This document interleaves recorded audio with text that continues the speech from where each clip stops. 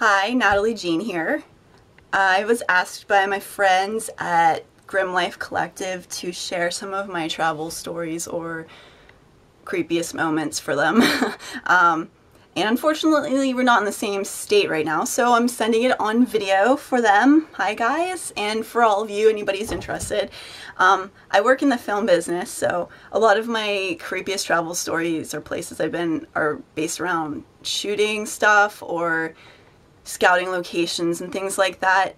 So I'll tell you about a couple of those, but I wanted to start off with the first one I wanted to mention was this place that was in my hometown of Pittsburgh, Pennsylvania, that is no longer in existence, unfortunately. And basically the generation I grew up in, like all the same people from my generation are now the ones who have the ghost shows and the hunting, like the urban decay kind of shows.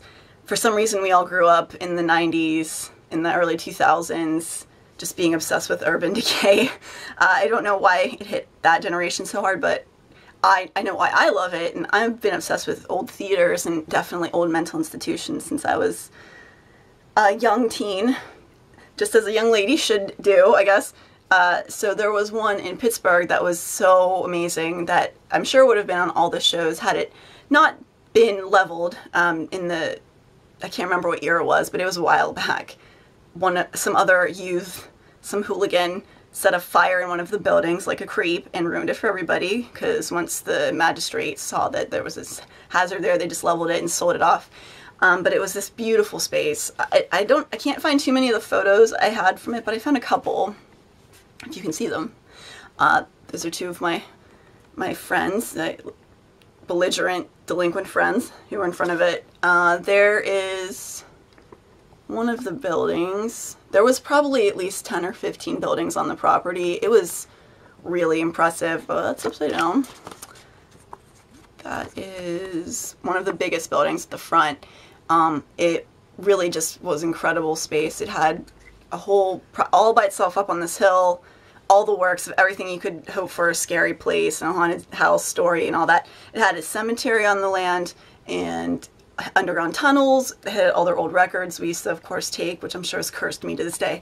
And they legitimately turned it into what they made Poltergeist, what happened in Poltergeist. They did the same thing on the property of this place. They basically leveled it and turned it into like a suburban sprawl cul-de-sac. I've been to it since, and it is fucking creepy as hell. I don't know if people live there. They certainly most of them must not know what was there, but there's still like edges of buildings at the very end, and there's nothing else around it. It's just this cul-de-sac of like a few streets. And what the hell were they thinking? All I can hope is that they moved the bodies, and if any of the dudes on the team that was putting it together saw Poltergeist, hopefully they did, so they know they can't just move the markers, or there's going to be a house imploding or something on the property. I haven't heard anything yet, but I'll keep you posted. And so then there was some other ones I've been to of that nature. I've been to Linda Vista, which is in California, which is really spooky. It's been on a lot of those ghost adventure kind of shows. I was there for a TV show, and yeah, it was definitely creepy. We just shot a movie at Rolling Hills, which is in New York. It's been on a lot of those shows, and I didn't see anything paranormal exactly, but it was spooky. It is an old mental institution, and it's really cool place. I think you can tour it, so you should definitely go check it out if you can. I've been to Pennhurst. Woo! We were there for a location scout, and there's maybe 2 to 3 of us on the entire property. That place is so dark. I don't really know how to explain it. It's just an oppressive feeling there. It is really one of the scariest places I've been to before. It's massive, and so many people suffered in that place. I don't know. They have haunted houses and stuff there in the Halloween time. I don't think you can tour it otherwise, because it's probably pretty dangerous, but you could at least go to the haunted house and see part of it. I don't know how I feel about the haunted house, but you know. Hopefully nobody's being cursed there. Then I've been to, where else was I? Oh, Eastern State Penitentiary. I was there. A friend of mine ran the makeup department for their haunted house, which is a big abandoned prison in the middle of Philly, right in the middle of the city. It's like 4 city blocks wide, and there's a courtyard in the middle and I was just walking around there by myself at dusk, like a total weirdo, while a couple of them were in the one building getting stuff ready. It was very empty there, and that place, again, it's like the air is just heavy there. It's really pretty though and cool, and really fun. There's a bunch of cool bars around it too. You could definitely go tour that place all the time. And one of my actually favorite places I ever went to that had a weird thing happen was one of my producers and good friends, Mario, was on a location scout for something else, and he was out in the middle of the California desert, and he just happened to come across, in the middle of nowhere, the Little White Church from Kill Bill.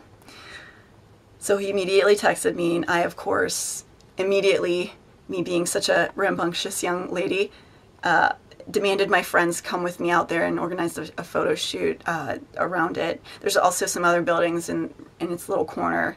I don't know if you can see those or not. I'll post some of these on my Facebook page if anybody's interested. And there's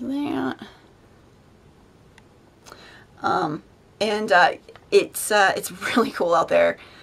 You basically drive for 3 hours through nothing from LA, and you have to just, you know, GPS. I don't know if we can use GPS. Probably it works out there, but we definitely had maps too, because it's just in the middle of a fucking desert, in this gridded street area where there's just nothing for miles and miles, and then you come across this, and it's just, it looks like it should have been in a movie, which it was.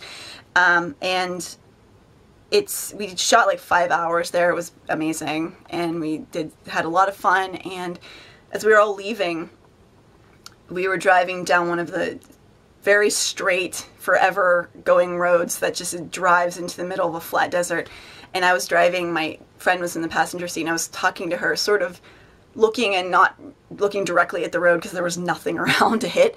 And in my peripheral vision, I just saw something that was completely circle, like, perfect globe shaped, about a foot off the ground, go from the like corn kind of fields on the left side to the ones on the right of the road. It was like high kind of weed stuff that was, you know, probably 2 to 3 feet high.